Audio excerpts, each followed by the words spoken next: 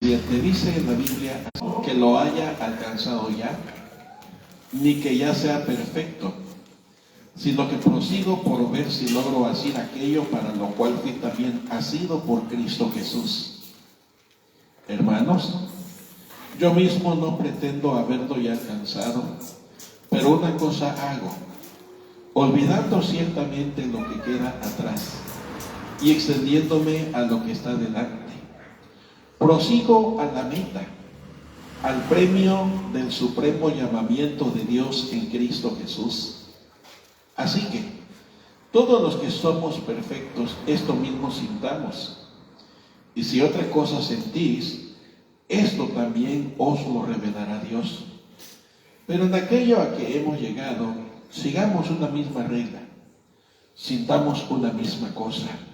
Hermanos, sed imitadores de mí, y mirad a los que así se conducen según el ejemplo que tenéis en nosotros. Filipenses 4, 2 y 3. Ruego a Evodia y a Síntique que sean de un mismo sentir en el Señor.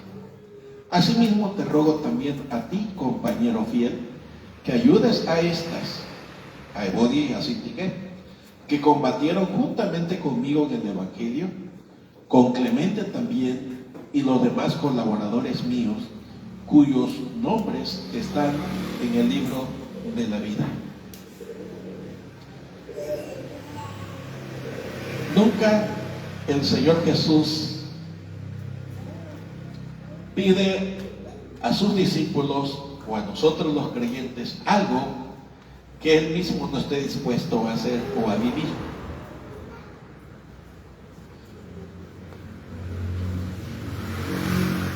Y me impacta el texto que dice Pablo, donde él se pone como ejemplo, como seguidor de Cristo, y pide que a nosotros que son como él, fieles, firmes, inamovibles en su fe, en su entrega a Dios, en su servicio a Dios, dice, a ellos vale la pena imitarlos también. Y si ustedes notan, apeló en 2 o 3 ocasiones a tener el mismo sentir. Y usted me dirá, pero pastor, ¿cómo será posible si todos pensamos diferentes?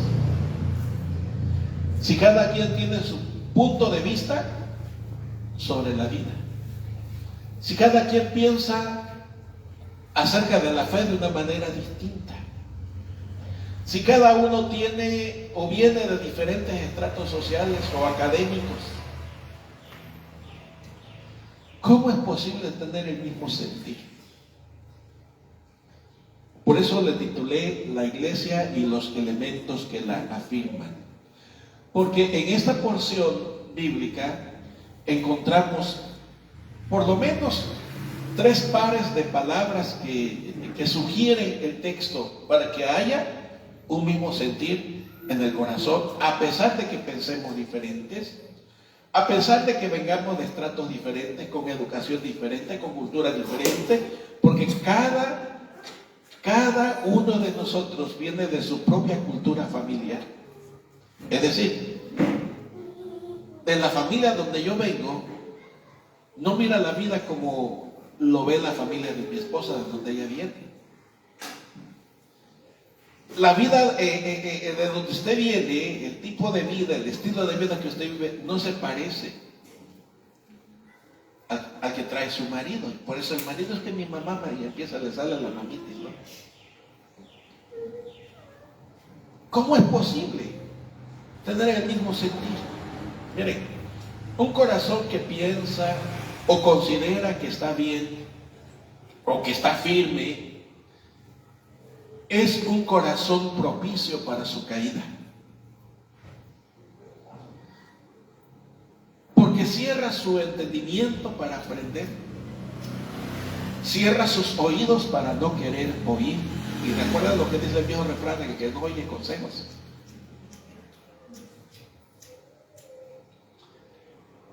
Con justa razón el apóstol Pablo, escribiéndole a los hermanos, les dijo: el que piensa que está firme, mire que no caiga. Bueno, entonces vamos a considerarnos falta de firmeza para no caer. No se refiere a eso. Sino que se está refiriendo al sentir que debe permear todos los corazones que son creyentes en Cristo. Y ese sentir lo empieza a trabajar el apóstol Pablo en Filipenses capítulo 2, cuando dice: haya pues en vosotros ese sentir que hubo en Cristo. Por eso no podemos caminar en la vida sabiendo o pensando que lo sabemos todo, o que nadie más nos puede enseñar, y tanto más que el que nos quiere enseñar es un joven o una joven, según sea el caso.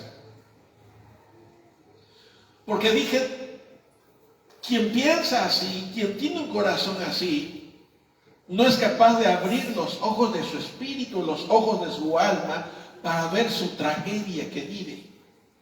Y piensa que está bien. Es más, cuando usted se encuentra a alguien en la calle y le pregunta: ¿cómo está?, ¿qué dice usted inmediatamente? ¿Qué dice usted inmediatamente? Bien, estoy bien, pero ¿de verdad está bien? ¿Sí me explico? Y a veces somos amables, somos corteses y no queremos dar a mostrar lo que hay adentro de nosotros. Decimos que está bien y nos trae una tribulación, una angustia por dentro. Yo no sé si una deuda, yo no sé si una enfermedad, yo no sé si el fallecimiento de alguien cercano en esos días. Pero usted dice bien. Y hay algunos creyentes que van todavía más allá. ¿Cómo estás, hermano? Y grita: bendecido. ¿De veras bendecido? ¿De veras? La iglesia de Filipos fue conocida como la iglesia del gozo, como la iglesia de la alegría en Cristo Jesús. Pues aún en esa iglesia alegre, feliz, servicial, entregada y dedicada al Señor, también tenía sus bemoles. Y se menciona concretamente a dos personas. ¿Cómo se llamaban esas dos señoras? Evodia y Sinti, que andaban de choco, andaban en pleito, andaban en contienda, andaban en problemas de inconformidad, andaban en problemas de envidias, de egoísmo, y yo no sé qué tantas cosas más. Y me dice: pastor, ¿y dónde saca todo eso? Porque el apóstol Pablo tiene que intervenir en estas dos hermanas para llamarles a ser de un mismo sentir.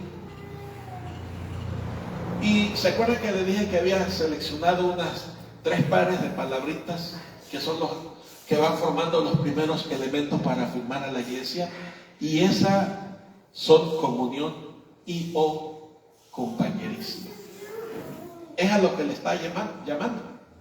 Que dejen de pensar diferente, que se dejen de inconformidades, que se dejen de dificultades entre ellas, de pleito, de contienda.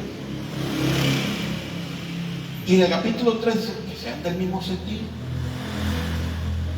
Y él empieza a explicar en qué consiste ese sentir. Miren, primero, abrir el corazón para aprender de la palabra. Y es lo que yo encuentro en el apóstol Pablo. Y es lo que encuentro en el mismo Señor Jesucristo. Por eso en Filipenses capítulo 2 dice que haya en nosotros el sentir que hubo en Cristo, el cual siendo forma de Dios, no estimó a ser igual a Dios como a cosa a que aferrar. Estuvo dispuesto a ceder, a renunciar a su derecho del esplendor de los cielos, su derecho de gloria celestial, su derecho de sentarse en el trono. Jesús estuvo dispuesto a renunciar a ello y venir a esta tierra, a vivir como un pobre. No quisiera usar la palabra paria, pero recuerden que él dijo: en una ocasión que él no tenía ni siquiera dónde reclinar su cabeza. Él dijo en esa misma ocasión que las zorras tenían cuevas y él no tenía dónde ir porque él no tenía casa. Bueno, ni una almohada tenía, nomás su túnica. Y cuando Satanás quiso o intentó corromper su sentir de entrega, de ceder derechos, de querer tener comunión con el hombre, Jesús le dijo, bueno, está escrito, no solo de pan vivirá el hombre, porque el diablo le atacó por el lado que él creía que no podía tomar. Había estado sin comer por 40 días. Estaba sin comer, es cierto, pero estaba en comunión y compañerismo con el Padre. Estaba en relación espiritual con el Padre. Y por querer tener compañerismo con nosotros los seres humanos, Él renunció al esplendor de su gloria. Por eso puse comunión y compañerismo entre unos y otros. No podemos llevarnos bien si cada quien quiere hacer lo que quiere. No podemos tener buenas relaciones entre nosotros si le vamos anteponiendo nuestro punto de vista al de enfrente. No podemos, amados hermanos, tener una congregación firme cuando en lugar de que todos jalemos al mismo rumbo, quiere jalar para diferentes rumbos. Y solo teniendo el sentir de Cristo, de ceder derechos, de velar por el bien del otro. Porque todo eso fue lo que motivó al Señor Jesús a venir a esta tierra. No queríamos que estuviéramos condenados. No quería que estuviéramos separados de Dios el Padre. No quería que estuviéramos perdidos. Y por eso Él vino a esta tierra. Quería nuestro bien. Y dice Pablo en Romanos 5:8, mas Dios muestra su amor para con nosotros en que siendo aún pecadores, Cristo murió por nosotros. Se acaba de pasar el 14 de febrero, ¿no? Y hoy en mis nietos es el día del amor, de la amistad. Pero ¿saben? De veras quien nos mostró su amor fue Jesús. Y todo porque quería reunirnos con Él. Todo porque quería rescatarnos. Y por eso no le importó dejar el trono de gloria.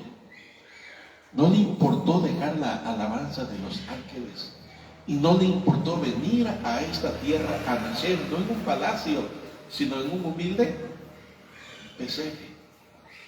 Por amor, por compañerismo, por amistad. Y en la iglesia de Filipos, estas dos hermanas estaban haciendo trastabillar la firmeza de la congregación por sus pleitos. Miren, cuando hay discordia, lo más común es que luego se empieza a cabildear otros corazones, ¿no? Somos como chamaquitos. Mira, no te lleves con fulano porque no se lleva conmigo. Y se empiezan a formar grupos. Y eso rompe, hermanos, el compañerismo. Rompe la fraternidad, rompe la comunión, porque nos dejamos llevar por nuestra manera de ver la vida, por nuestra manera de pensar acerca de la fe que todos decimos tener. Pero para que podamos tener esa fe, tiene que haber el sentir del Señor Jesús en nuestro corazón.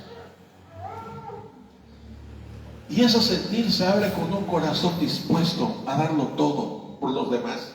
Y Pablo dijo, no pretendo alcanzarlo todo, no pretendo que ya lo logré, sino que estoy perseverando, estoy esforzándome, estoy haciéndome, dice, como Cristo me hació a mí, fui asido por Cristo, y también me voy así a Él, es decir, me voy a agarrar. Me voy a sujetar. Aquí la sujeción a la que me refiero no es de servilismo, sino sujeción de tomarse de Él para poder salir adelante. La segunda pareja de palabras es reconciliación y perdón. No es lo que está trabajando el apóstol Pablo en estas dos. Primero le llama el compañerismo, le llaman la fraternidad, basándose en el sentir de Cristo, que estuvo dispuesto a dejarlo todo con tal de hacernos el bien a nosotros. Como dice en otro texto, ¿verdad? Con su pobreza de él fuimos enriquecidos. Reconciliación y perdón es lo que está buscando Pablo en estos dos corazones en disputa. No dice qué tipo de disputa tenían el Bodhisattva, pero se entiende que hay algo que las separa. Se entiende que hay situaciones en las que se metieron las dos que terminó en una disputa, y donde el pastor Epafrodito llegó al punto de ya no saber qué hacer, y por eso Pablo le dijo: también te ruego a ti, compañeros y siervo fiel, ¿no? Consiervo, también te ruego que veas por ellas. ¿Significa que Epafrodito ya no velaba por ellas? ¿Significa que ya no oraba por ellas? ¿Significa que ya no les hablaba?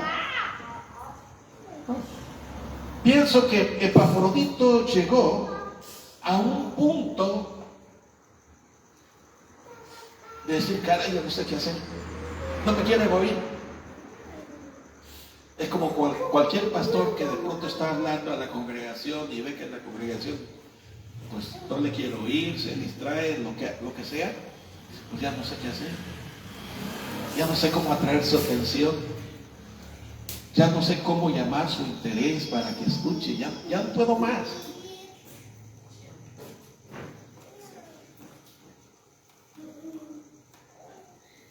Y Pablo está llamando entonces a la reconciliación y al perdón. Miren,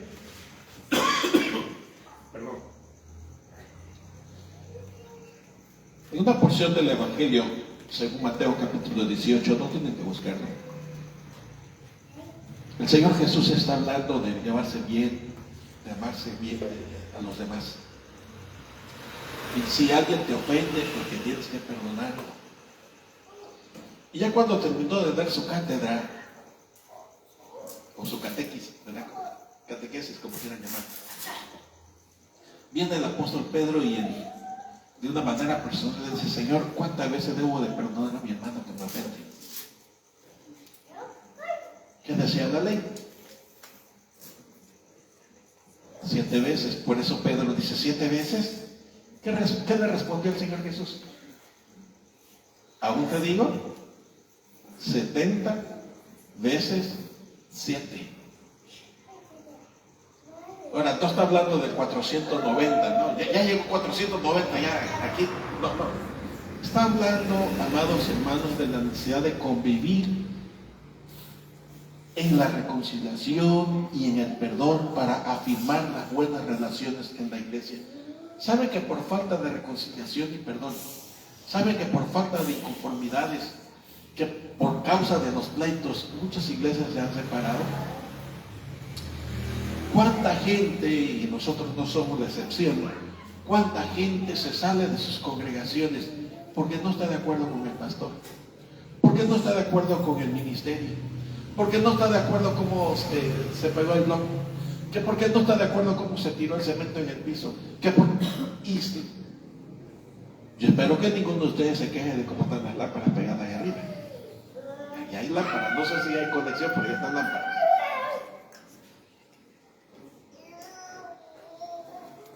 Y eso, hermanos, esas inconformidades que son producto de sentimientos de envidia, de egoísmo, de celos, lo único que ha ocasionado es miles y miles y miles de separaciones de la iglesia de Cristo. Y absorbido por el sentimiento del egoísmo, acuérdense, nosotros tenemos la auténtica verdad. Nosotros somos la auténtica iglesia de Cristo. Nosotros somos los meros.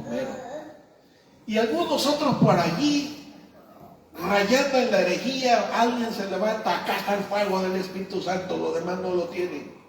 Por eso dije rayando en la herejía. Eso ustedes lo pueden ver en las redes sociales. Juan de la Pita anuncia el fuego del Espíritu Santo. Yo no puedo hablar del Espíritu Santo viviendo en pleitos. Yo no puedo hablar del fuego del Espíritu Santo viviendo en inconformidades y enseñando a los demás.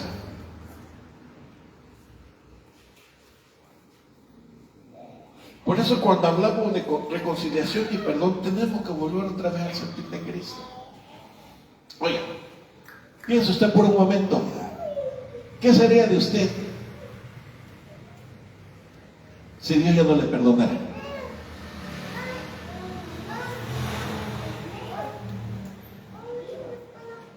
¿Qué sería de nosotros? Ahora me voy a incluir. ¿Qué sería de nosotros si de pronto Dios ya no escuchara nuestros ruegos? Por ahí el diablo pone en algunos entendimientos que Dios no nos escucha. Eso es mentira del diablo. La Biblia dice que Dios nos oye. Dios nos oye. Dios nos atiende. Dios siempre tiene tiempo para el que le busca. Y dijo al Señor Jesucristo que el que a Él viene, no le echa fuera.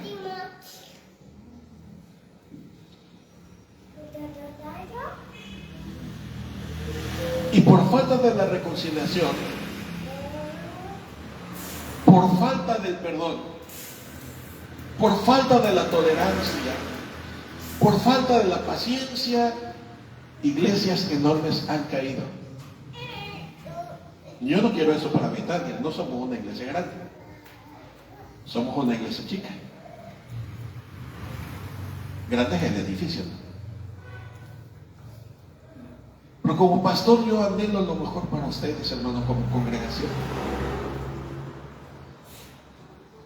Cuando mi esposa me preguntó que si iba a venir el culto, le digo, sí, voy a dar la palabra. Yo esperaría que ustedes aprecien ese sacrificio y ese esfuerzo. Y escuchen la atención. Porque el mismo Pablo lo dijo también. No pretendo haberlo alcanzado, pero me estoy esforzando. Quiero seguir, quiero continuar, quiero ir adelante. Cuando nos servimos unos a otros, creo yo que estamos mostrando la comunión, creo yo que estamos mostrando el compañerismo, creo yo que estamos mostrando el perdón, creo yo que estamos buscando la reconciliación cuando nos servimos unos a otros. En Juan capítulo 13, cuando el Señor Jesús tomó la última cena con los discípulos, le llamamos a ese cuadro la última cena, ¿se acuerdan? Dice la Biblia que Él estaba hablándole sobre el amor a los discípulos. Estaba diciéndole esto, el que ustedes están viendo es por causa de ustedes, por el amor, etc. Y hablándoles estaba cuando de pronto se levanta, dice que se enrolla una toalla en su cintura. Ahí se dice se ciña, ¿no? Se amarra una toalla. Y empezó a lavarle los pies a los discípulos. Y cuando llega con el apóstol Pedro, Pedro se rehúsa. Porque Pedro reconoce que eso es trabajo propio de esclavo. Y él se creyó inmerecedor de que Jesús le lavara los pies. Dijo, no, Señor, a mí no me van a lavar los pies, ¿cómo crees? Y el Señor Jesús le dijo, si no te lavaran los pies, no tendrás parte conmigo. No estaba hablando, hermanos, de lo sencillo de lavar los pies a los demás. Estaba poniendo el ejemplo de ser servicial. A algunos nos encanta que nos sirven, pero no nos gusta servir. A algunos nos encanta que nos atiendan, pero no nos gusta atender. A algunos nos encanta mucho llevarnos aplausos. Y cuando no se llevan los aplausos, vienen las inconformidades, vienen las discordias. Como dije, yo no sé qué fue lo que pasó entre Moda y Cíclica. Lo que sí veo con toda claridad es que estaban en pleitos. Y lo que sí veo con toda claridad es que el pastor ya no sabía qué más hacer, porque ni una ni otra le atendían. Ni una ni otra abría su mente. Ni una ni otra abría su corazón. Ni una ni otra estaba dispuesta a ceder.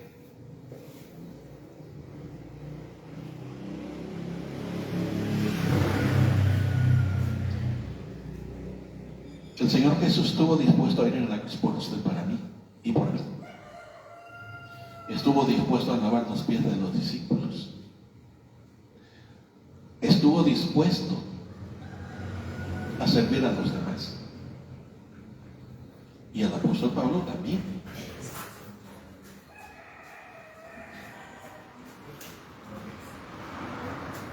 Cuando hay estas expresiones de fe, hermanos, la iglesia se afirma. Y no puede ser tambaleada por los ataques del diablo. Porque es una iglesia que está unida en el corazón. Es una iglesia que está unida en un misma alma. Es una iglesia que todos caminan por el mismo rumbo. Y ese rumbo lo señala la palabra de Dios. No profeta. Estos un tanto charlatanes que hoy existen. Porque es eso, es charlatanería. Así no es la profecía. Y no estoy insultando, estoy apelando a lo que dijo el Señor Jesucristo en Mateo 24. Mirad que nadie los engañe. Y finalmente, hermanos, el otro jueguito de palabras es perseverancia inamovible. ¿Qué es perseverancia? Constancia. Cuando le dice ruego a y te robo a ti también,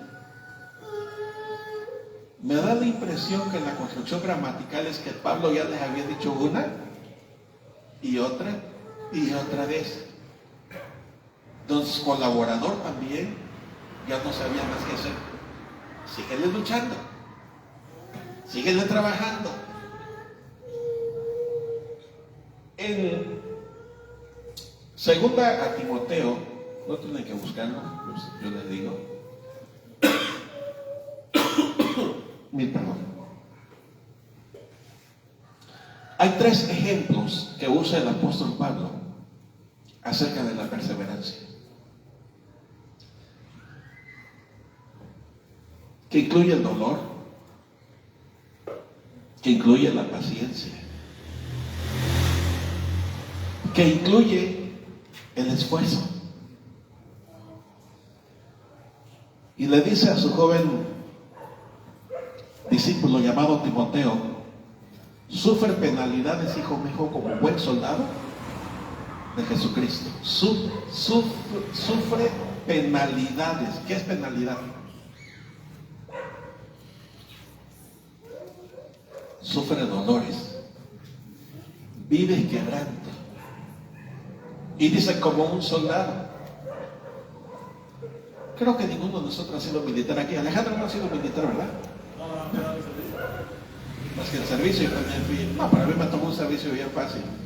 A mí me tocó instruir a los analfabetas que atendía en mi grupo, y me dijo el teniente coronel: tú te vas a encargar de enseñarles a leer y escribir.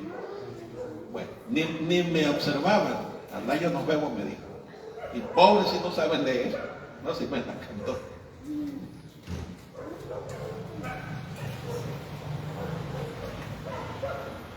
Y qué difícil es enseñar a alguien que no quiere aprender.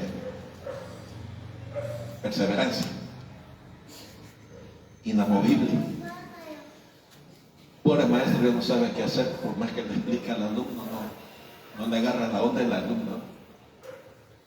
Y llega el papá: oiga, maestro, mire, yo les estoy pagando para que sean mi hijo. Sí, señor, pero este es su hijo.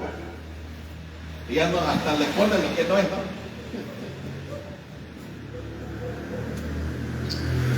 Hay maestras de jardín de niños que quieren que contengan a los niños para que no les den tantos dolores de cabeza.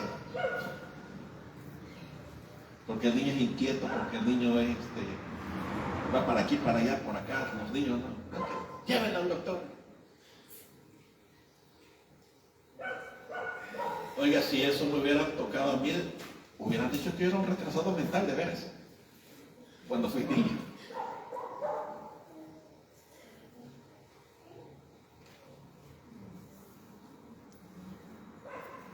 Y luego también le dijo: hijo mío, el labrador trabaja su campo. Estoy citando 2 Timoteo capítulo 2. Primero, sufre penalidades como soldado. Luego, como labrador, espera la lluvia tardía y la temprana. No sé cuántos de ustedes tienen experiencia de sembrar maíz. ¿Han sembrado maíz? ¿Alguno de ustedes? ¿No?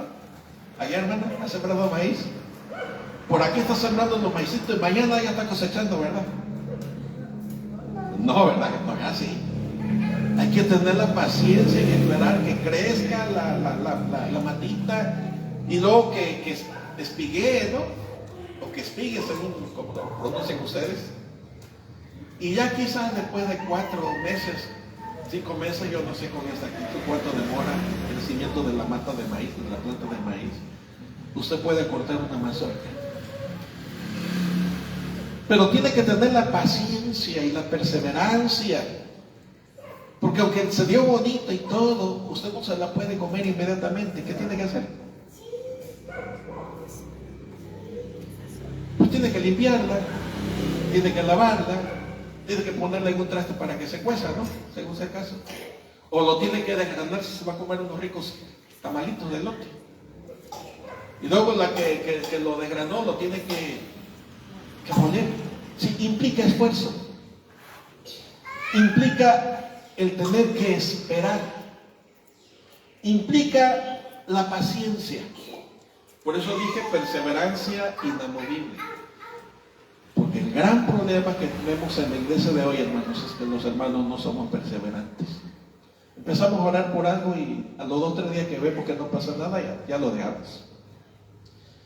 O proyectamos algún que hacer y si vemos que no tiene mucho atractivo, pues lo dejamos. Y como buenos mexicanos decimos, pues ahí se va.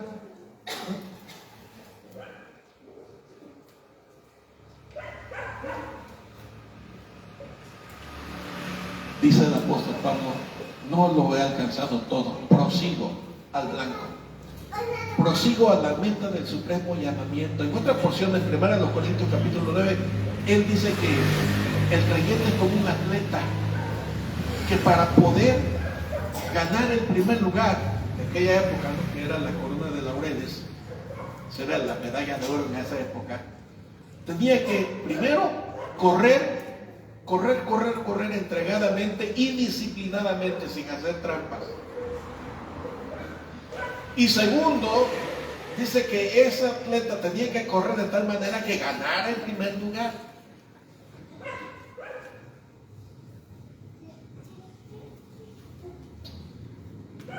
Hermanos queridos, la iglesia de hoy sufre porque no tenemos compañerismo. Oiga, ¿usted ha hecho alguna comidita por ahí, el convivio, ha invitado a la iglesia? ¿Y qué pasa cuando no va a la iglesia? Digo, nosotros lo hemos vivido, ¿no? Se entiende que hay enfermedad, como en mi caso ahorita, yo quiero terminar aquí y irme a acostar. No aguanto. Y ya estoy viejo también. Usted se preparó con mucho cariño, con mucho esfuerzo, hizo su convivio, invita a todo el mundo y no viene. ¿Cómo se siente usted?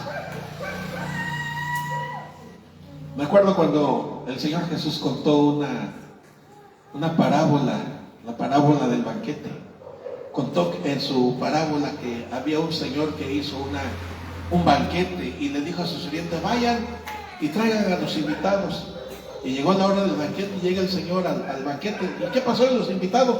No, nadie quiso venir. Dice, uno dijo, en la noche, uno dijo que había comprado unas yuntas. ¿Se han leído esa porción de la Biblia? Y las tenía que ir a probar. Óigame, ¿qué es cosa más tonta? Probar un par de yuntas en la noche. Sí saben que es una yunta, ¿verdad? Porque ya la mayoría somos citadinos, ya no sabemos del rancho, ¿verdad?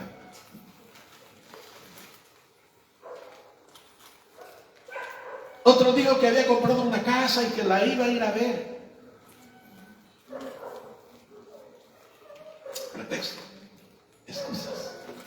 Y de esto hoy la iglesia está llena, hermanos, de gente que se excusa, de gente que se justifica porque no tiene compañerismo, en el sentir de Cristo, porque no está dispuesta a reconciliarse con quien no se lleva bien, porque no está dispuesta a perdonar, porque no quiere ser perseverante.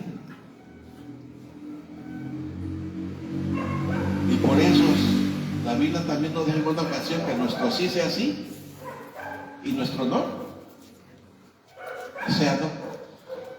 Porque la falta de estos elementos son lo que ha ocasionado que la iglesia esté tan débil hoy en el tercer milenio.